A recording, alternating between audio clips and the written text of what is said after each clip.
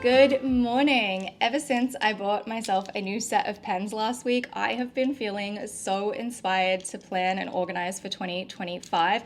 I got this little set off Amazon. It comes with 6 pastel pens that are just in the cutest design. They also have a little bit of gold detailing. All the ink is black, but these are just so cute. They're so nice to write with. And ever since I bought them, I'm just ready to start planning for 2025. This morning, I actually went back and I was watching some of my old videos from the end of 2017 and the end of 2018, where I used to make all of the new year, new me organizational content. I think I stopped with all of that just because it felt a little in vain. You know, habits are really, really hard to just immediately pick up at the beginning of the new year. The new year always feels like such a fresh start, and I love that, but the habits don't always stick. And I was just thinking this morning, so what? So what if the habits don't stick? So what if we don't keep to our New Year's resolutions? They're fun to make. The whole process of planning and stationery shopping and calendars and just organizing yourself at the end of the year and the start of a new year is just the best feeling. So I'm going to get back into it this year because it's just something that I love. And even if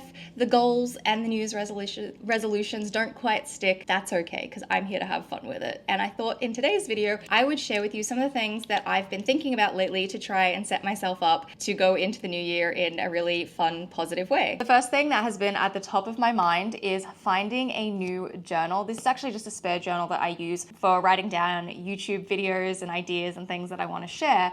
The rest of my actual journals are right here behind me. I started journaling in 2019 and I cannot believe that next year will be my 7th journal. I think that's just crazy to be able to look back at all of my thoughts and my feelings. This was my first one in 2019. I picked this up in Melbourne Airport when I was on the way to China. This one is my 2020 diary. I got this from Indigo. I believe they still sell these. It came with like a little lock on the front of it. This was my 2021. Oh, that looks really dirty. It looks like there's a patch of dirt or something or oil on that. But this one, 2021 from Kikki K. Sadly, they don't make this style anymore and it's a shame because I really, really like it. This was my 2022 diary. This one has probably been the most used. I wrote in here so much that year and it's really just so cool to be able to look back at. This one's from Indigo and I do believe they still sell this same style. I have another one from Kikki K for 2023. This one I found for $5 in the clearance section because they got rid of these diaries and it's such a shame because I just love the soft cover with a closure to it. And then this year I couldn't figure out what to get and I found this little one at Kmart. It was like $5. It's so cute and it's been really, really great so far. I have absolutely no idea what I'm going to go for this year, whether a hardcover, soft cover, definitely white lined pages.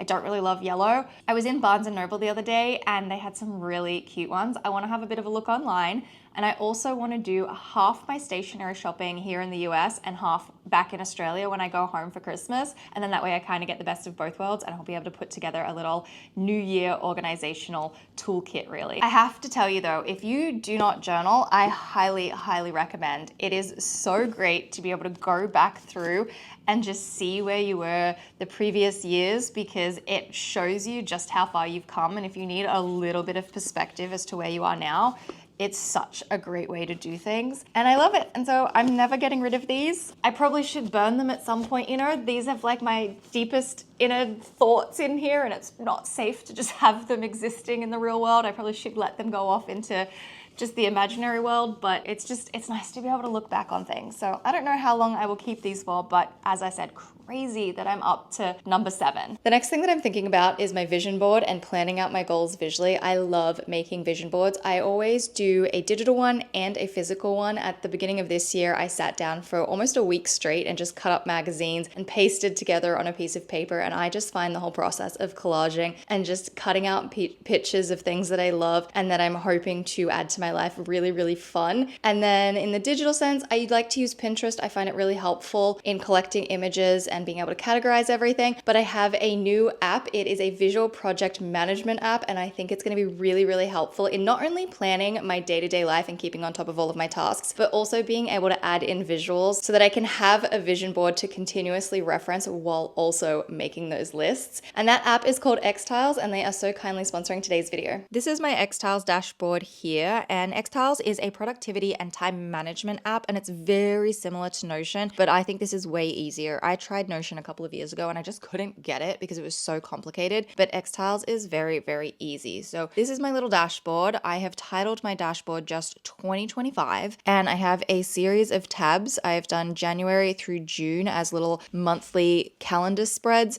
I haven't fully designed them yet, and I will add in July to December, but you can add tabs along here and you can make the tabs whatever you want. I will do more than just the calendar and like each month, but this first tab is just my 2025, not a vision board. This is a vibe board, but I'll explain a little bit more about that in a minute. And this here is my monthly spread. I think I'm going to customize it a little bit more and change it up, but I have a calendar widget up here in the left. I also have a clock widget. I have customized these and made them the colors that they are to match in with my little monthly photo theme. I got my photos from Pinterest, but you can get them directly from Xtiles. I also have a little weekly to-do list that I've created down here, and then a goals section. Over here in the little plus button, we can add a new page, and there's lots of different options. I'm just going to create a blank page, but there are plenty of templates. You can title the page whatever you like. It's almost like a bullet journal. You can see all the little dots here. Super, super easy to work with. There's also templates over here as well. So many different options, and you can click one of these and it will have a layout for you that you can start customizing on your own. There is a little menu down here on the side to assist you for the different bits and pieces you would like to add, or you can just click and drag and start adding in your widgets and your designs. You could create a simple note, an image, task, or a table. If you go for an image,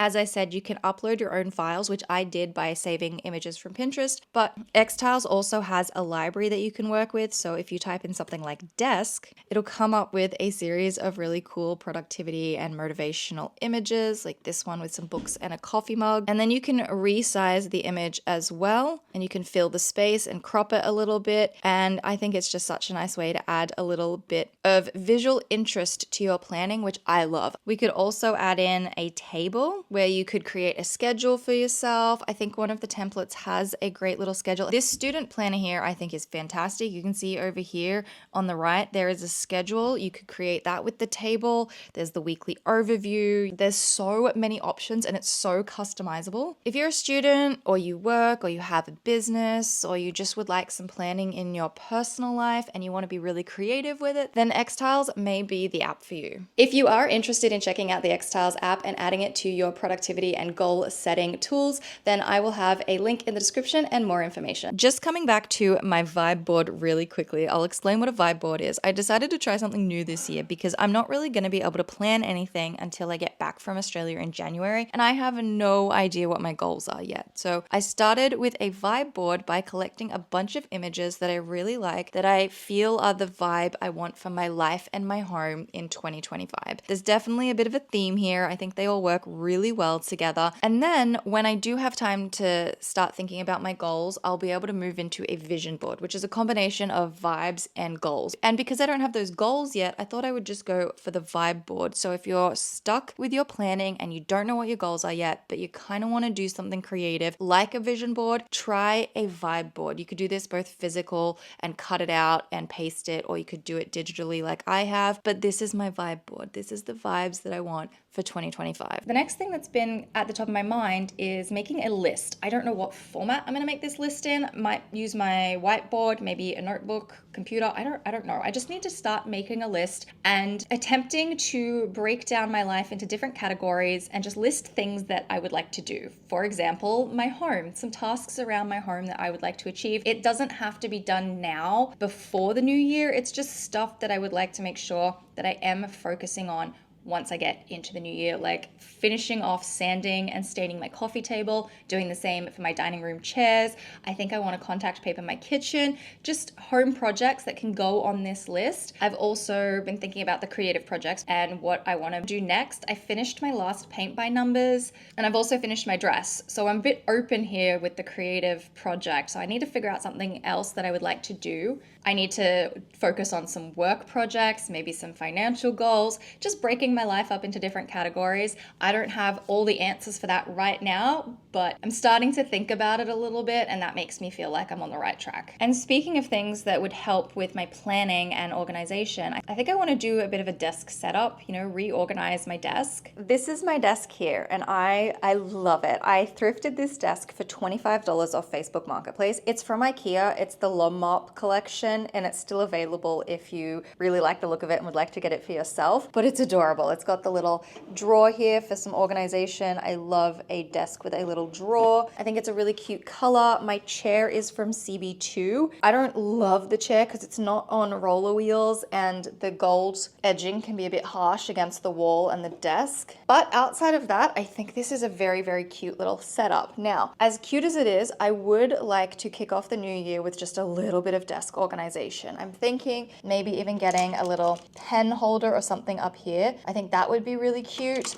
I also need like a little paper and document system because these are actually receipts and referrals from my doctor, and I don't know what to do with them. And I have another little journal here as well. The organization isn't amazing. I found these 3 containers at a store called Umomo in Toronto, and they just happen to fit perfectly here, but there's still a lot of mess, and I would like to figure something else out that would make this just much, much, much better. I do really love the hidden cable storage down the back there. I think that's fantastic because it means I can hide away the charger for my laptop as well as constantly having my external hard drive plugged in, and it is very, very handy. I do have this old planner that I got at kikki.K a long time ago, and I haven't really used it for a while, but I kind of like the look of it on my desk, and I didn't really know where else to put it, so it kind of lives there for now. Last week, I also picked up this pack off Amazon. They are tiny, clear plastic little sticker clips for cables, and I thought clear would work with everything.